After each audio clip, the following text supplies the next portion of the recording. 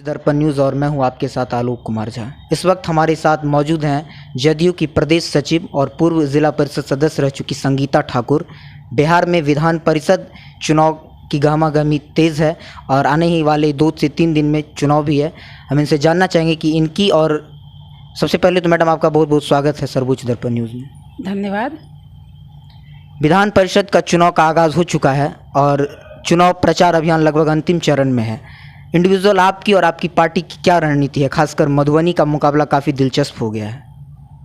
नहीं, देखिए, बेशक जहाँ से आप देख रहे हैं वहाँ से आपको ऐसा लग रहा होगा कि मधुबनी का मुकाबला दिलचस्प है, लेकिन मेरी नज़र में, क्योंकि मैं स्वयं 1 to 1 जा कर के काफ़ी सारे प्रतिनिधियों से मेरी मुलाकात हुई है, बात हुई है, और हमारे जो स्थानीय निकाय चुनाव के जो प्रत्याशी हैं, एनडीए के प्रत्याशी श्री विनोद कुमार सिंह जी, निश्चित तौर पर इनके मुकाबले में कहीं भी दूर दूर तक कोई नहीं है। कहीं ना कहीं एक बहुत बड़ा सवाल उठता है कि एनडीए में भीतरघात और बागी प्रत्याशी हैं। यहाँ से सुमन महासेठ भी चुनाव लड़ रहे हैं, इस पर आपका क्या कहना है? देखिए, सुमन महासेठ जी निश्चित तौर पर चुनाव लड़ रहे हैं, लेकिन वो एनडीए का हिस्सा नहीं है, और इस बात की घोषणा आप देख ही रहे हैं। सभी राजनीतिक मंच पर जो भी हमारे एनडीए के नेता आ रहे हैं, सांसद आ रहे हैं, उन्होंने भी घोषणा कर दी है कि एनडीए के प्रत्याशी सिर्फ विनोद कुमार सिंह जी हैं। सुमन कुमार महासेठ जी की बात अगर करें तो आज के दौर में वो किस दल से हैं उसका कुछ क्लियर नहीं है कि किस पार्टी के हैं, क्योंकि उन्होंने एमएलसी का चुनाव जब लड़ा था, उसके पहले जब उन्होंने वार्ड कमिश्नर का चुनाव लड़ा था, वार्ड पार्षद का मधुबनी से, तो वो चुनाव हार गए थे। उसके बाद हमारा एनडीए ही उनको दोबारा टिकट दिया और उसके बाद वो एमएलसी का चुनाव जीत करके आए थे। उसके पहले उन्होंने लोकसभा का भी प्रत्याशी वो बन गए थे, और लोकसभा के लिए भी उन्होंने नामांकन पत्र दाखिल करने के लिए अनार कटा लिया था।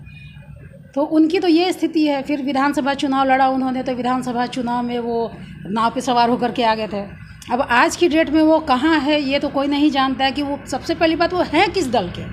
पहले खुद सुमन महासेठ जी स्पष्ट करें कि वो किस दल के हैं, और दूसरे एनडीए के घटक दलों के तो हिस्से में वो नहीं है। आप सुनते हैं 2-3 दिन पहले पता चला है कि वो लोजपा से उनको समर्थन मिला है, तो लोजपा, जो मेन लोजपा है, वो एनडीए के साथ है, जो विनोद सिंह जी को समर्थन दे रहा है। अब इनको जिन लोजपा का समर्थन मिला है वो एनडीए का घटक दल नहीं है। तो अब आप स्वयं बताइए, उनको आप बागी किस आधार पर कहेंगे? वो जब हमारे दल का हिस्सा ही नहीं है, हमारे संगठन का हिस्सा ही नहीं है, तो बागी प्रत्याशी कैसे हो गए? एक बड़ा सवाल है कि विनोद सिंह जी पहले जदयू, फिर लोजपा और फिर जदयू, कहीं ना कहीं दल बदल का आरोप विनोद सिंह जी पे भी लग रहा है। जी, ये तो दल बदल नहीं है, ये घर वापसी है।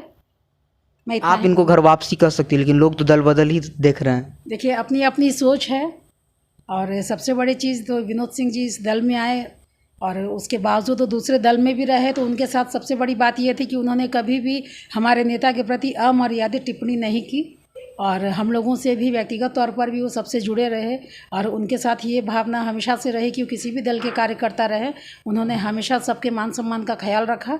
और अगर किसी भी दल के किसी भी कार्यकर्ता के साथ अगर कोई अनहोनी हुई और किसी ने अपनी समस्या उनके सामने रखी, तो उन्होंने उसके समाधान में त्वरित भी देर नहीं की।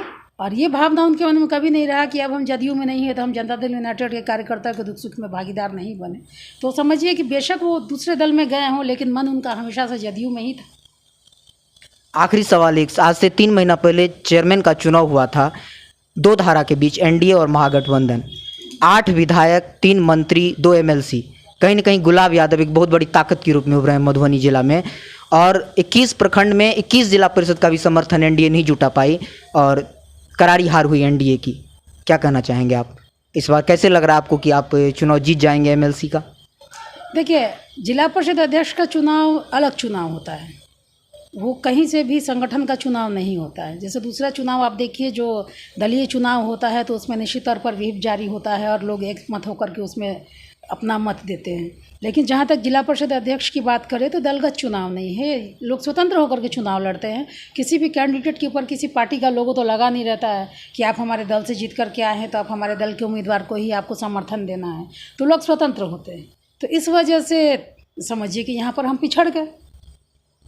और जहाँ तक आप बात करें तो जिला परिषद अध्यक्ष की बात अलग थी और ये चुनाव अलग है।